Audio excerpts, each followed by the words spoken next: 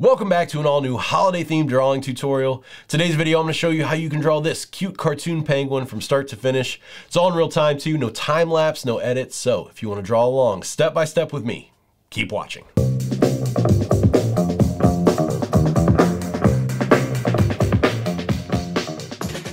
All right guys, let's go ahead and draw a penguin. Starting out, I'm using a 4000 by 4000, 300 DPI canvas. For my brush, I'm gonna start out using the HB pencil, which is part of my pencil pack, just because I'm gonna start out sketching.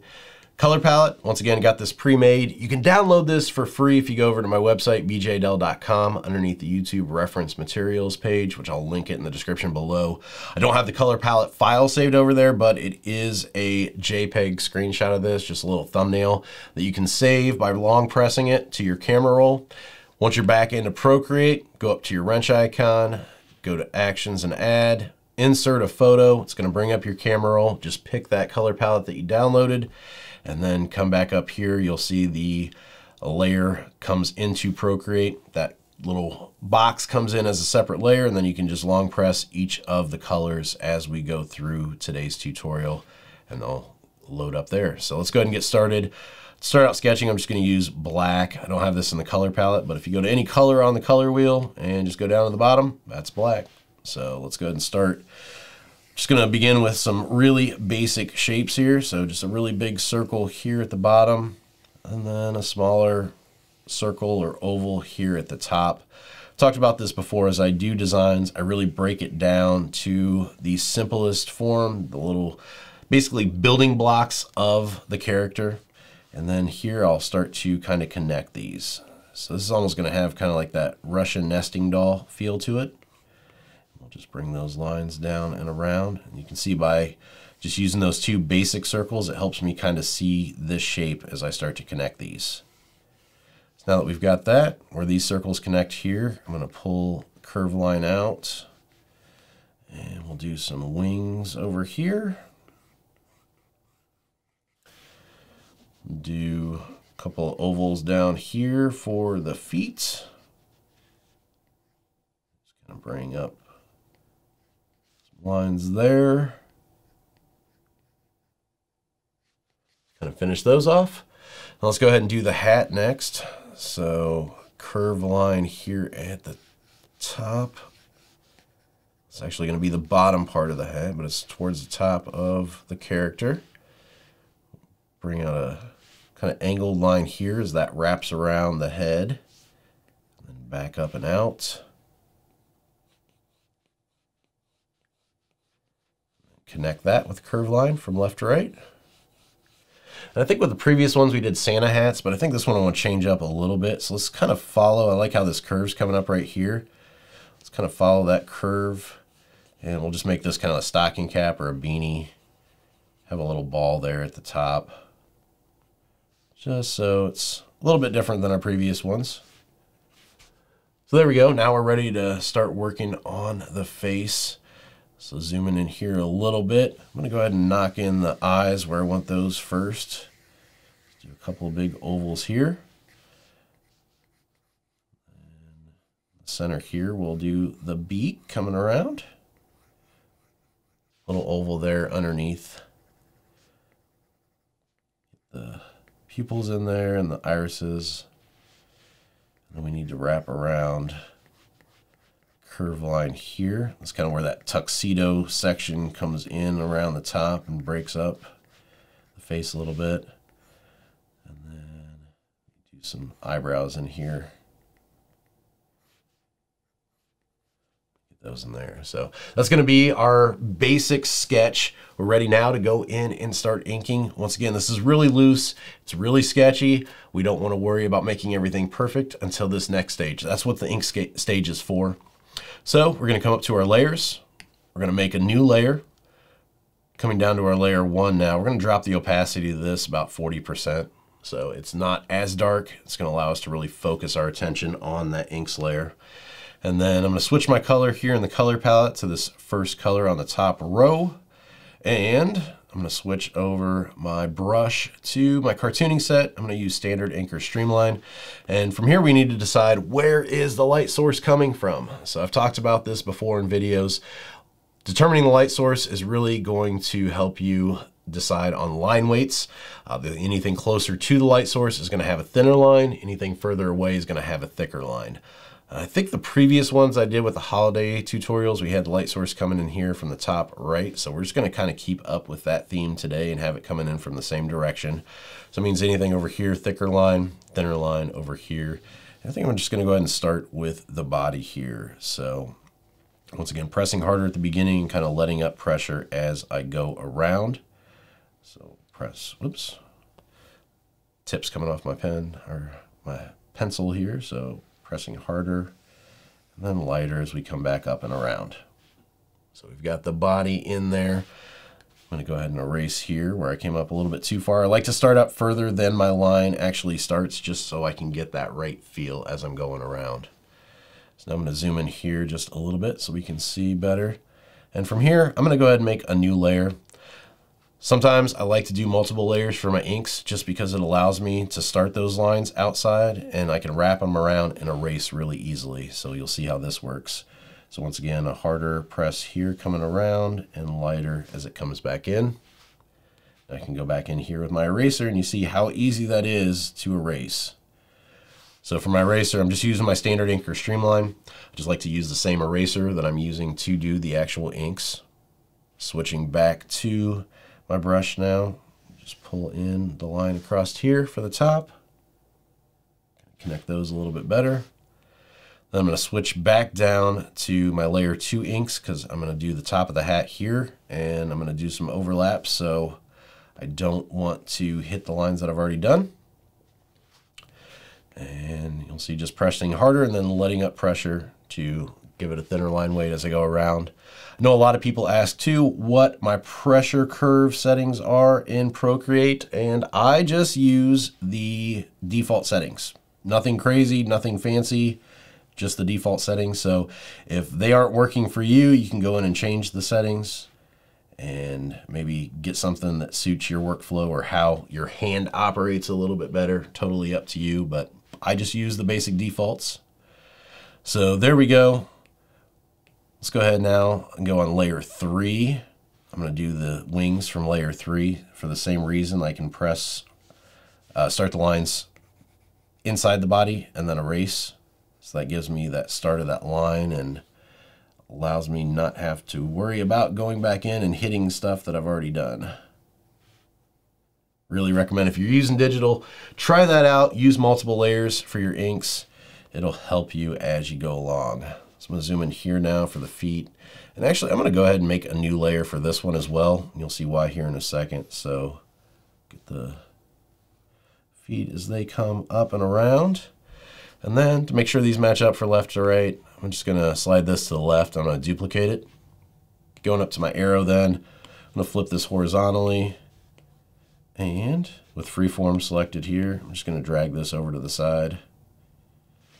Since this is a straight-on design, I can make things pretty symmetrical there, and we've got the feet done pretty quick without having to draw them twice. So now that we've got that done, let's go up to our brush again, kind of zoom in here, and I'm going to go ahead and merge all these layers now. So they're all on one now, but I'm going to go ahead and make a new layer. I don't want to get too many ink layers going on. So with the new layer selected, I'm just going to start to bring in this curve here. I'm going to do the same thing here. I'm going to slide it to the left. I'm going to duplicate it. Going up to my arrow, I'm going to flip it horizontally. Oops. And just bring this over to the side. Warp it a little bit here so it suits it a little bit better. Locking it in. Going to my brush to erase that overlap there. And then once again, just combining all those together. They're all in one layer now. My sketch layer is still a separate layer. So that's done. I'm going to grab my brush again and start to work on the beak here. Pull that up and around. Connecting that a little bit better on the end there. Get the bottom oval there. So we've got that done. Next up, I'm going to make another new layer here for the eyes. For the eyes, I really like to go thin here at the beginning, thicker towards the back, and then thinner towards the front. So once again, pressing light to heavy to light again. Try that one more time. Light to heavy to light. You might have to try it a few times because it is hard to get the curve going on in addition to trying to get the right pressure. It's something that definitely takes practice and something you'll probably have to try a few times before you get it right. So now that I've got that, just erase the overlaps there. Go ahead and get the pupils in here. See, I'm going to zoom in and kind of turn this around so I have a little bit better control over it. So we've got the eye there. Now, once again, I'm going to slide this to the left and duplicate it. Going back up to my arrow then, freeform selected. I'm going to flip this horizontally and bring this over to the other side so we've got the eyes that match up. Now, I'm going to go ahead and pinch those together. Going back in with my eraser now, I'm going to erase some highlights in there. I didn't do the highlights first because I want them to be on that right-hand side, and if I had flipped this, then they would have been opposite once I duplicated those and flipped them. So there's that. Let's go ahead and merge those layers together now. And I'm going to go back in with my brush here. We'll just do a couple of eyebrows here. Erasing here just to kind of connect everything a little bit better. Get one there. And with the eyebrows, I do like to do these separately instead of duplicating them, just so they have a little bit of a different look between the left to the right. They're not the exact same eyebrow from both sides.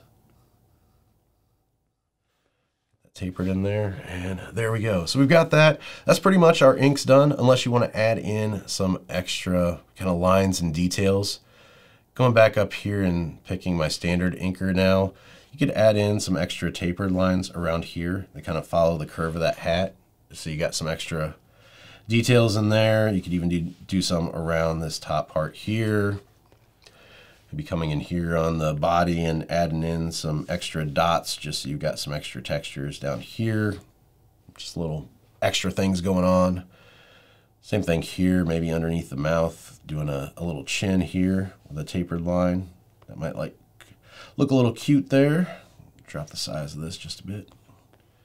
So there we go. We've got our inked version of our character. So now it's time to start coloring.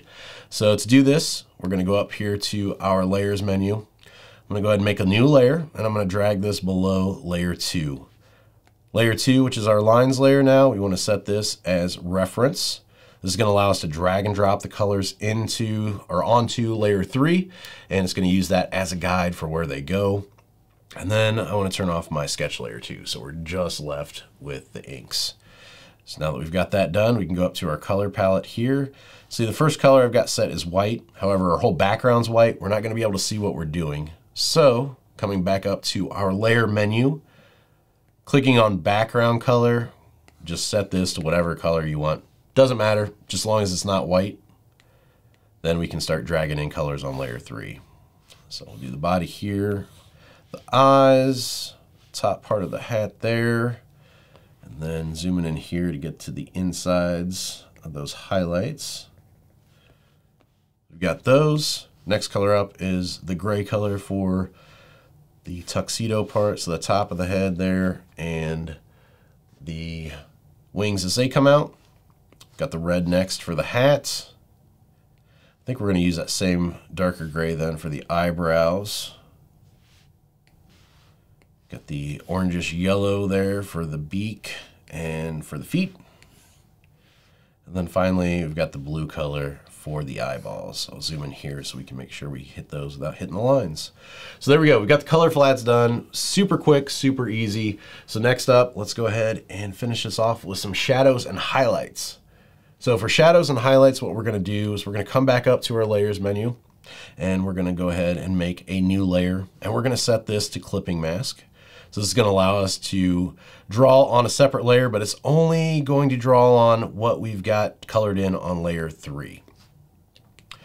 Go back up to our color palette, and second row here, this darker blue, that's what we're going to use for our shadows. And then I also want to turn reference off on layer 2. So now on layer 4, I'm going to come in and zoom in here a a little bit closer so you can see.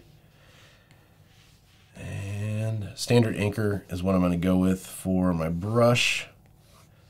I'm going to start to just kind of color in some dark areas here for the shadows. I've talked about this before. I like to color in just a pretty big section of the design before I go in and do any adjustments. This is not going to be what these shadows look like because we are going to go in and adjust the opacity of this. But before we adjust the opacity, I want to make sure I've got a bunch of colors selected. So when I do adjust that opacity, I know what this is going to look like on the different colors. So if I get a big area filled in here, that's going to help me see, okay, it looks good on the white, it looks good on the gray, it looks good on the yellow, and it looks good on the red. It really gives me kind of an overview of the whole design. So let's see if I've got these connected. If I do, I should be able to drag and drop this in. So yeah, I've got all the lines connected, so that's good. Just kind of fix this line here as it comes up. And then what I'm going to do from here is I'm going to go ahead and go to my layers menu, hitting that N again and dropping down the opacity of this. And I think probably about 43% looks pretty good. I just stopped there and I think that looks all right. So I've got that set. I'm going to come back in here now to my streamline and just kind of build up some more of these shadows. Once again, light source coming in from that top right hand corner. So keep that in mind as you start adding in the shadows here. Go ahead and bring this one up and around a little bit. Get in here underneath the eyebrow. I always like to do this to kind of bring out that eye a little bit more. Bring those in. Where that tucks in under there, have a shadow there, maybe down coming up around the bottom here. Got that. Get across the beak here.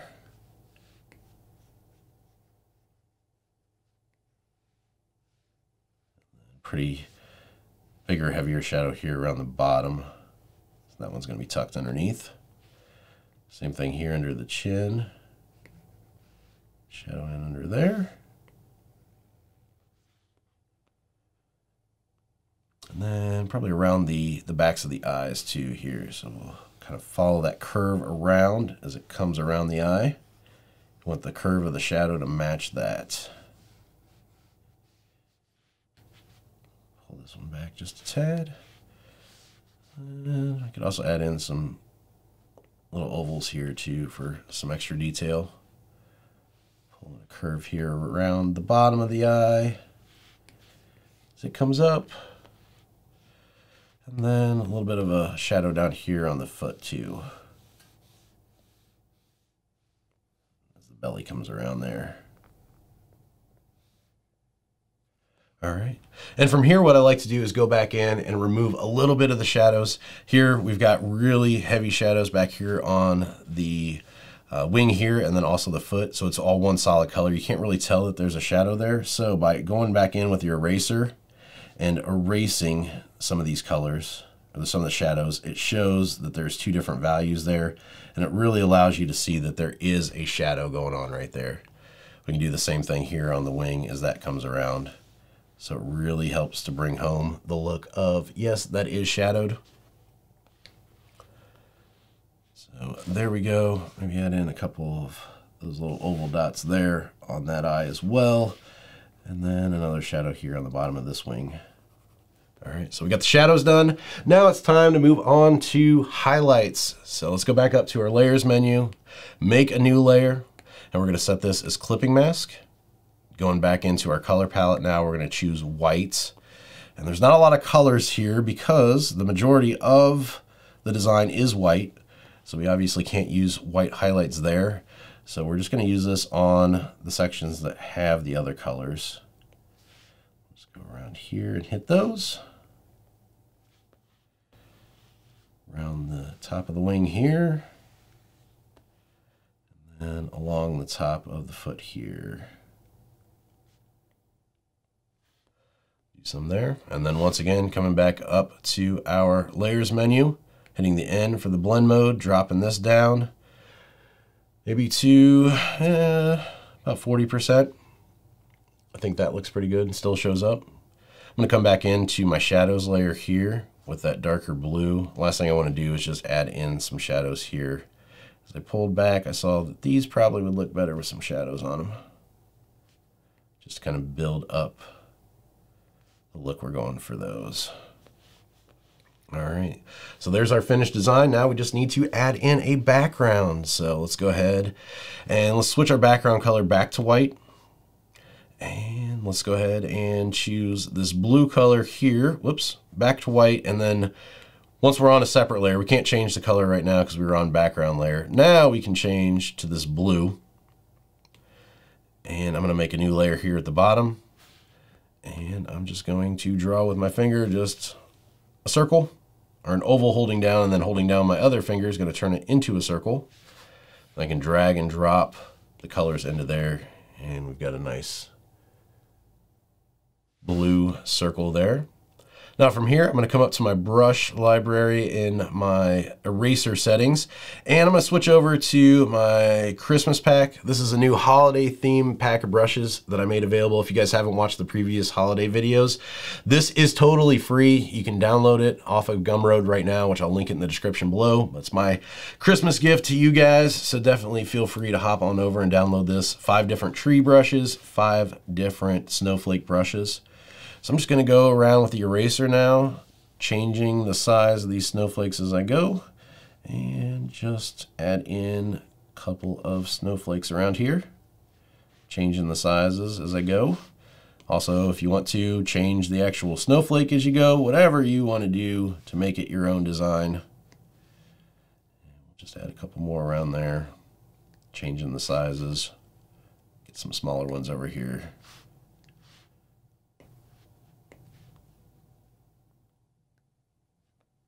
Smaller one there. And then from here, I think I'm going to add in some other ones too. Instead of using those, I'm just going to use just my standard inker here and just pressing down with different pressures. Just do some kind of white snowflakes following here too. Just kind of get these just wherever you want. No real rhyme or reason to them. There we go.